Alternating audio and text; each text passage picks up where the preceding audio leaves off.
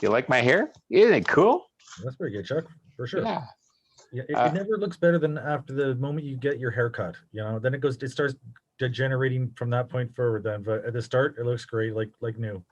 yeah. Well, I will sleep on it tonight. I'll wake up tomorrow. I'll look particularly scruffy. Don't that's up to you, Chuck. Yeah. You get shows to do their honorable thing and sleep sitting up like they used to. Yeah, we could do that too. And I'm hoping at least for tonight, the haircut will add an aura of dignity to our show that at least I didn't have before. You always have dignity, yeah. That's not true, Chuck. I maybe that I just don't. I've been looking more dignified with the tie. That's all. Yeah, okay, I give you that. You look pretty good. Look good, feel good, right, Chuck? Yeah. Now, what I'm going to do right now is I'm going to bring up the stories Mhm. because we got a lot of stuff happening this week. Today has been this week in particular has been such a wild and crazy week.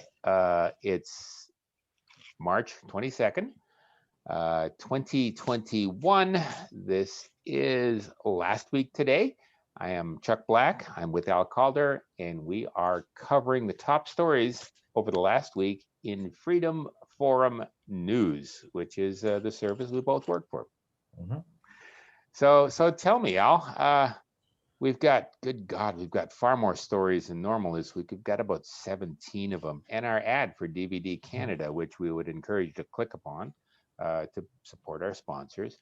But tell me, Al, what do you think are the best stories, the most important stories this week? I will suggest the coverage from the media, for the lack thereof, of the giant worldwide protests, or at least the one that we were our portion of it. It's a pretty big protest, Chuck. It really was. We were Uh, there. I would agree. I said there were 5,000 people. I set up a stationary camera, and the parade took, I think it was 13 minutes to go past the stationary camera. We have that video on YouTube so you can see for yourself how big the crowd was.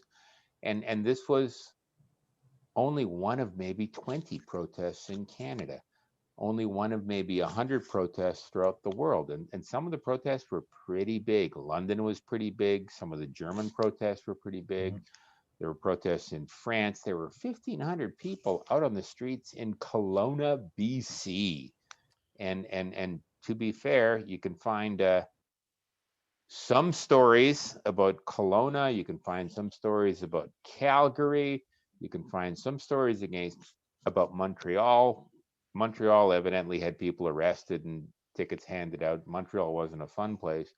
But there are no stories online from the legacy media about Toronto, and Toronto had like a huge amount of people, Oh, it's giant. 5,000.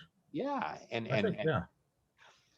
nobody was arrested, nobody was ticketed, no violence. Happy people expressing their displeasure with our government, as they should be allowed to do. Chuck, not they should be allowed to do. They are allowed to do as per the Constitution. But I agree. We certainly were allowed to on Saturday. Well, that's the thing. Uh, Like, no one's really been stopping anything. You know what I mean? Like, people can bitch and moan about police and things like that, but I haven't really seen that bad that as of late. I mean, a couple times is a bit hairy, but usually it's not though. Usually it's really not that big of a deal. to be fair, in January in Toronto, a lot of people were arrested, and to be fair, on Saturday in Montreal, not only were 4 people arrested, they had a big parade. They had one of the parades that were bigger than Toronto, but they also had news crews ticketed for covering the event, That's which causes me concern. that screwed up, Chuck. Yeah. And that reminds me of another story that we had about the Sovietization of what was it? I can't remember. I'm trying to screen through it now here, Chuck. The Sovietization of Of media the in media. I think it's in the US. Let me Yeah, see the if I could find that Sovietization of the piece. American press is what it is. Yeah, there it is. Yeah. This Oh, actually is from a Canadian magazine. This is the National Post, yeah. and it's from our RSS feeds, and it's pretty straightforward. When even the legacy media note how the mainstream press sounds more and more like Pravda. You remember Pravda? 1970s. Chuck, you were there, not me. I Soviet mean, propaganda. by the way, I didn't mean it Soviet Union. I meant around 1970. It wasn't alive. Yeah, if even the legacy media is objecting about the legacy media, you just know there's got to be problems.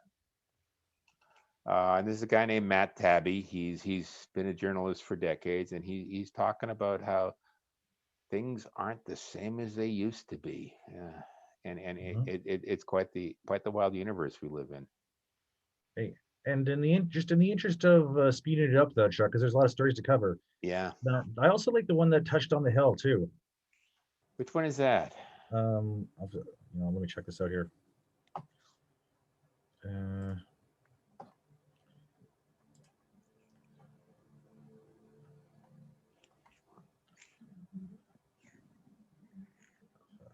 Although the Rosemary Free one's a good story, also though, Chuck, because that was on that guy, the Great Last American Vagabond.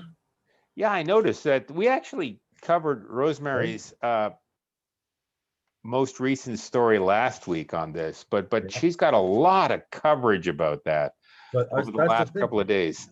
I was going to say when you were mentioning prior to the show about an update to the story. I was going to ask you if you'd seen that show then, The Last American Vagabond. I just watched it today from a couple days ago. I can't remember which day specifically then, but man, he talking about her though. That's I don't know, Chuck. It's just worth mentioning now that this is how it works, as you had mentioned to me, Yeah. with the way the media landscape now and the social cohesion that needs to be going on, and it seems that at least people are listening to each other. Yeah. I found it. It's something we posted on the 16th of March. And Rosemary was talking about Geet Vandenbosch. He is a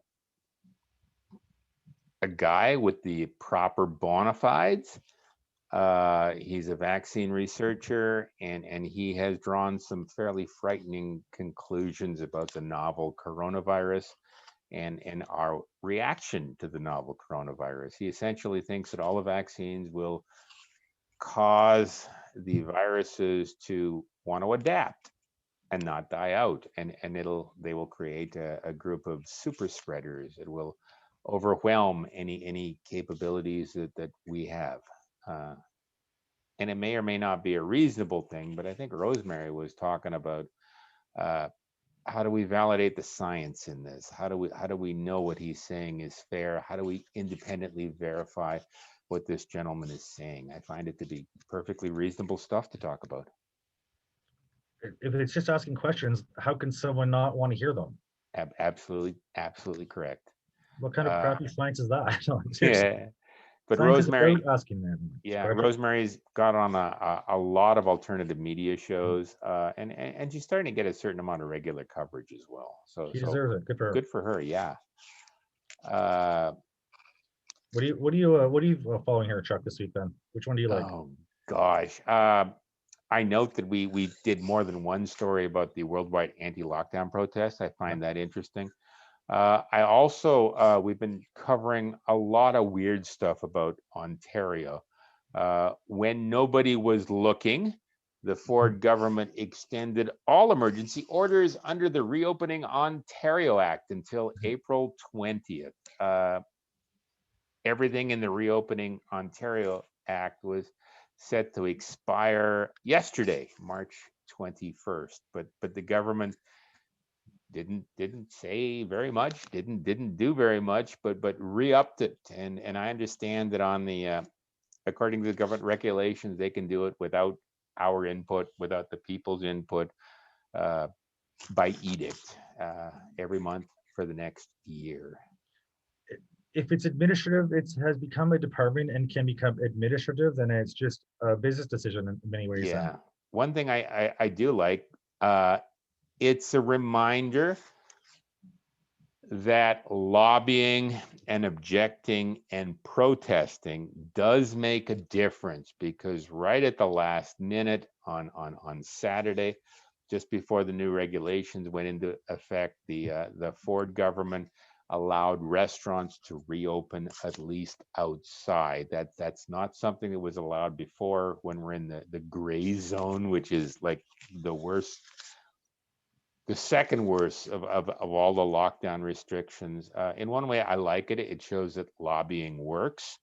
In another way, I absolutely hate it because all the rules, all the regulations can be changed by edict Mhm. anytime anybody wants. It makes it almost impossible for any reasonable business to plan ahead.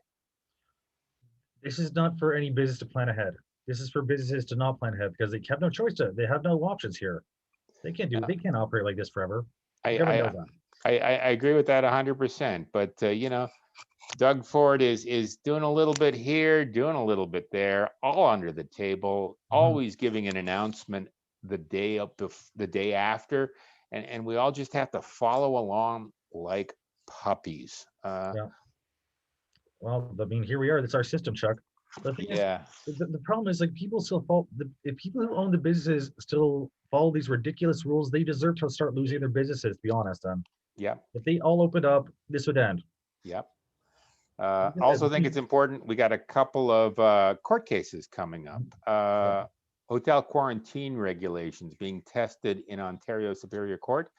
The Canadian Constitution Foundation. This is a different group of lawyers from the group that's doing all the good stuff in Calgary for Pastor Coates, who we will yeah, talk about later, and some of the other people. But they are seeking an injunction to stop the federal quarantine hotels. You know, those things yeah. that aren't happening, that everybody knows is happening, and may or may not be legal depending on what's going on. Well, there's some people have been raped in them allegedly as well. That seems to make Yeah, it a bit more official.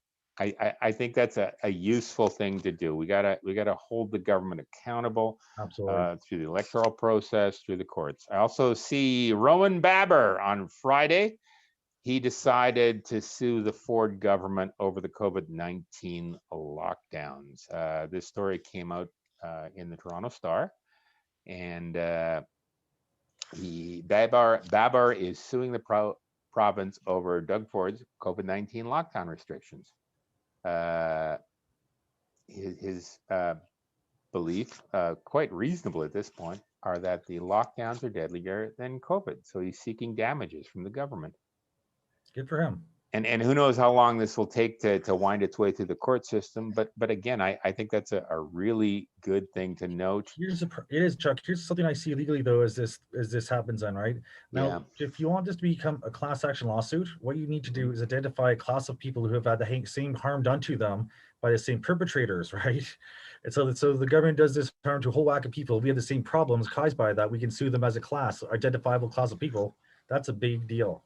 Yeah, I think this is the first step in that process. Mhm. And here's my favorite story after writing about it twice, once last week, once this week, getting it wrong both times.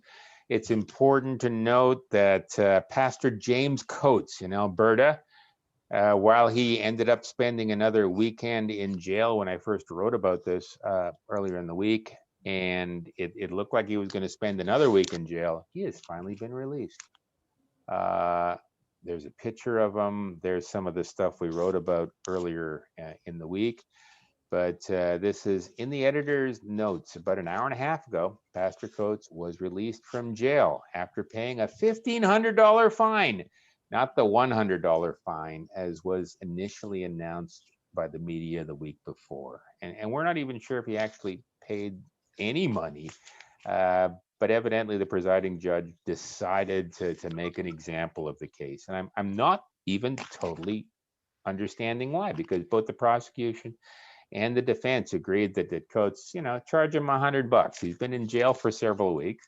That's more than enough punishment. But no, the judge wanted more.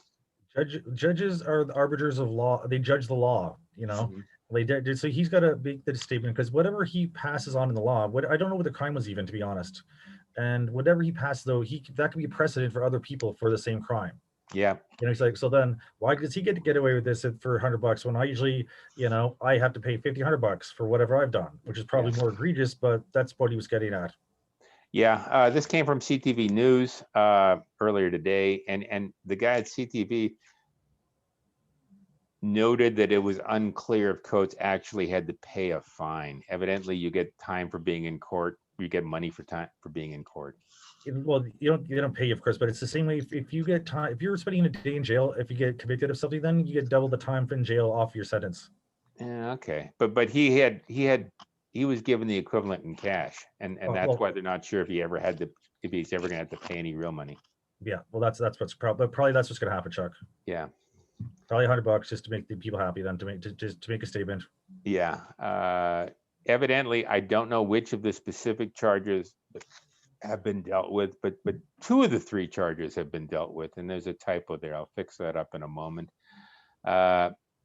In his 3-day trial on the outstanding charge, which is relating to holding church services and not requiring masks and not adhering to building limits and maybe even not singing. After all, in Alberta, you weren't supposed to sing.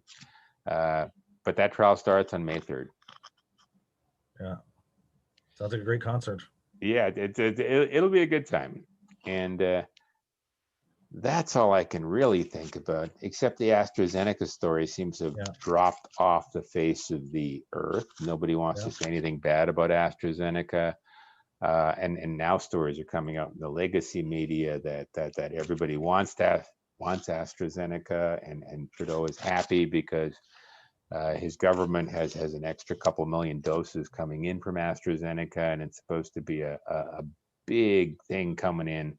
But the actual situation is very undefined, very vague. These are, to be fair, these are all experimental drugs. A lot of rules and regulations have been waived, so that all sorts of really old people can get jabbed. Well, that's the thing. I don't understand how they can get away with this, because the thing is, they can't just change every rule about every drug that's ever passed and sold and give it to Canadians now, which they have for our own good, for something that's not even really hurting anyone, as it turns out. The problem is, these conspiracy theorists, whack jobs, we're saying that is what is happening right now. They were saying this is exactly what is going to happen a year ago. Yeah, isn't that wild? I mean, the nut bars are correct. I know, it's crazy, isn't it? I would also argue that I went to Russia when it was the USSR back in my misspent youth. Went to Hong Kong in the early 2000s when it was slowly being absorbed back into the Chinese body. And when the government of the day loses its legitimacy, be it the Chinese Communist Party or the Soviet Communist Party, the last real option they have is to declare a medical emergency. Now, the Russians were really big about medical psychiatric emergencies. Anybody who disagreed with them was thrown into a medical hospital, which was actually really kind of a gulag. But there are numerous examples in the Soviet Union where entire cities were locked down because of a medical emergency. And historically afterwards, it came out that it was almost always for political reasons. There were medical emergencies in place in 86 when the wall was coming down. It wasn't in 89, I don't remember. When Yeltsin was taken over from the guy.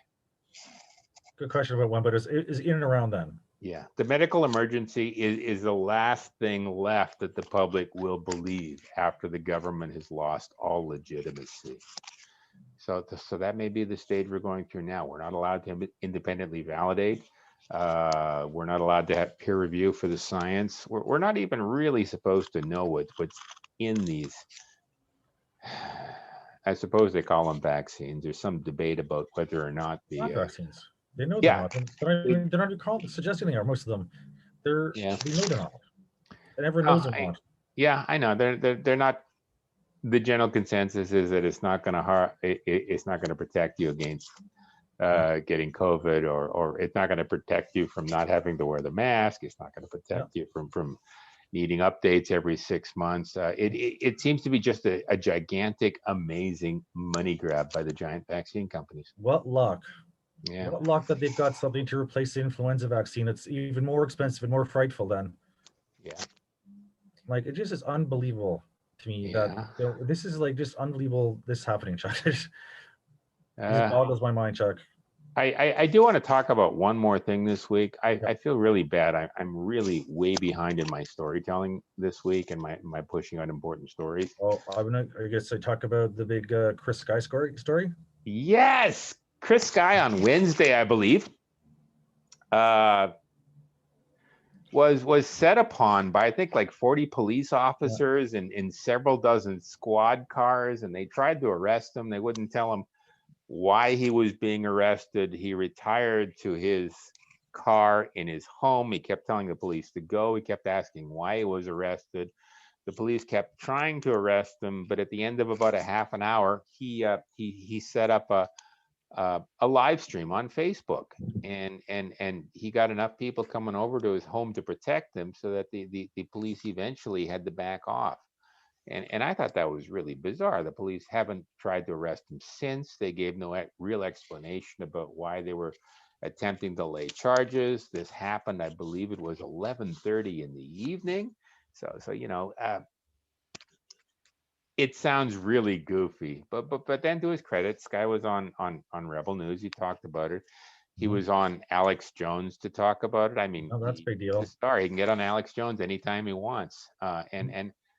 I noticed that he is another one of those stories that never gets noted in the legacy media. He's dropped down the money hole, or the memory hole. This is another one of those people we will never get to see ever again. And who knows, we may drop down the memory hole at some point too, if we start saying those bad words too But often. I think, though, to be honest, though, Chuck, I think it's about time that we kind of ask people for some money, though, Chuck, because God knows we could have earned it if they think that we have. We're working hard for it, and we can get better with a bit more cash. And we know what would we do with the money, Chuck? Oh, we would spend it to update our social media. We would use it to help build out new websites. Mhm. We would use it to help fund a little more coverage. Instead of just talking about Chris Sky, we would actually have a story on him up on the website, and we would have a chance to bring more people aboard and do more good things. Maybe attend some of the Montreal protests. Montreal looks like it's getting rough if they're arresting people. I heard that tons of people there too, which is a good story. Good way played it. Good spot to cover it. No, All right. I agree. So if you like what you see us doing, please give generously. We hunger for anything you can do to help us out. And Mhm. like the sign says over on the right, fake news is cheap. Genuine journalism is expensive. And I think that's all for this week. As always, if you like what you see, like, comment, share, subscribe, and fund. And I'm Chuck Black, and I'm with Alan Calder, and this is Last Week Today.